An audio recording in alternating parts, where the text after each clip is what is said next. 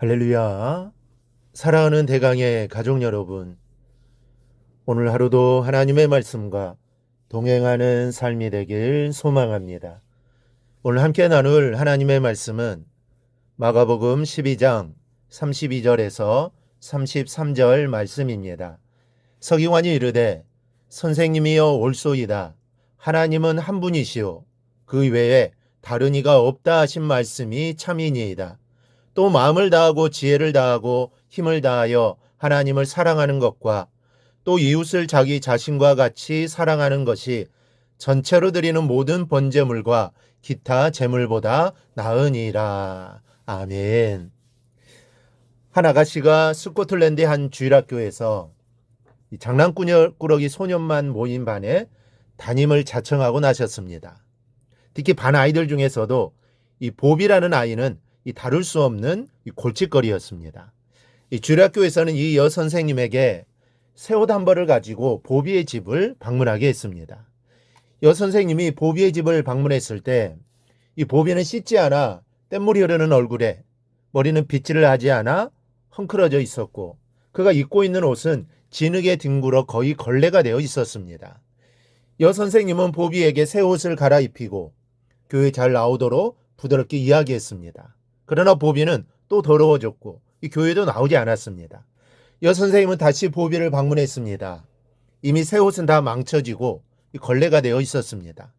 또 한 벌의 새 옷을 선물하고 선생님은 보비를 잘 타일렀습니다. 그러나 여전히 보비는 조금도 달라지지 않았고 선생님은 힘이 빠졌습니다. 이 주일학교 부장을 찾아가 이제 더 이상 어쩔 수 없다라고 말합니다. 그런데 주일학교 부장 선생님은 용기를 잃지 말고 계속해 보십시오라고 이 격려를 해주는 겁니다. 결국 이 여선생님의 계속적인 사랑으로 고삐 풀려진 망아지 같은 이 소녀는 나중에 훌륭하게 성장하여 중국의 선교사로 가게 됩니다. 그가 바로 성경을 중국어로 번역하여 수백만 명의 영혼을 주님께로 나오도록 한 로버트 스미슨 목사님입니다. 여러분, 무엇이 일하는지 아십니까? 여러분, 사랑이 일합니다. 힘으로 일하는 게 아닙니다. 기술로도 일하는 것이 아닙니다. 힘과 기술은 사랑 다음의 문제입니다. 사랑하는 남편이 있고 사랑하는 아내가 있고 또 부모님과 자녀들이 있기에 힘든 일도 가벼워지고 어려운 일도 수월해집니다. 그러나 아무도 사랑할 사람이 없는 사람은 정말 일이 힘들어집니다. 무슨 기쁨으로 또 무슨 의미로 일을 하겠습니까? 특히 주님의 일은 사랑이 없이는 아무 열매가 맺히지 않습니다.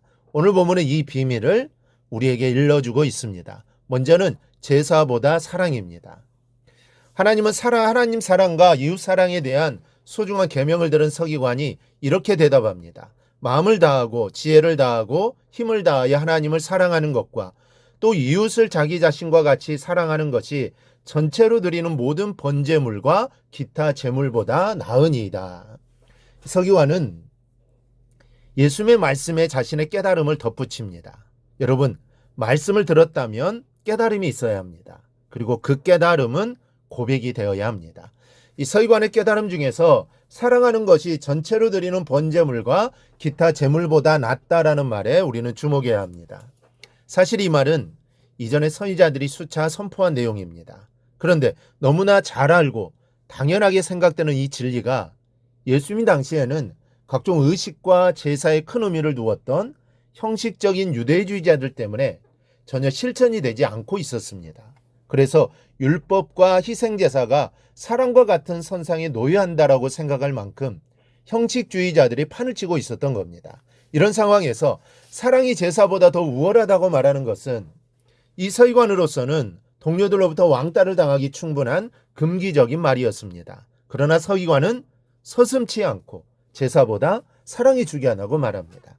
참 중요한 말입니다. 이 말을 우리에게도 옮겨보면 이렇게 됩니다. 사랑이 예배보다 중요하다. 여러분, 사랑이 예배보다 중요합니다. 이렇게 말하면 사랑을 하기 위해 예배를 드리지 않아도 된다는 말처럼 또 듣는 분들이 계십니다. 그런데 이 말은 그런 뜻이 아닙니다.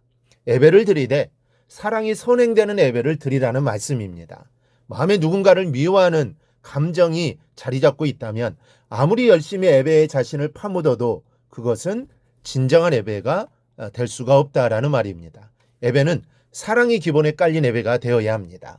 사랑이 중심이 되는 예배가 되어야 합니다. 사랑으로 준비하는 예배가 되어야 합니다. 예배를 드리는 후에 사랑이 충만하게 되는 그런 예배를 드려야 한다라는 말입니다. 또 하나 물질보다 사랑입니다. 전체로 드리는 모든 번제물이란 분량에서 충분한 재물을 의미합니다. 풍성한 재물을 드렸다는 말이죠. 사람들은 물질의 양으로 그 사람의 마음을 평가합니다. 넉넉하게 하면 정성이 들었다고 생각합니다. 부족한 듯하면 섭섭한 감정을 갖습니다. 그것은 사실입니다. 그 사람을 향한 마음이 클수록 넉넉하게 대접하게 되어 있습니다. 하지만 그 안에 사랑이 담겨 있지 않으면 아무 소용이 없다는 말입니다.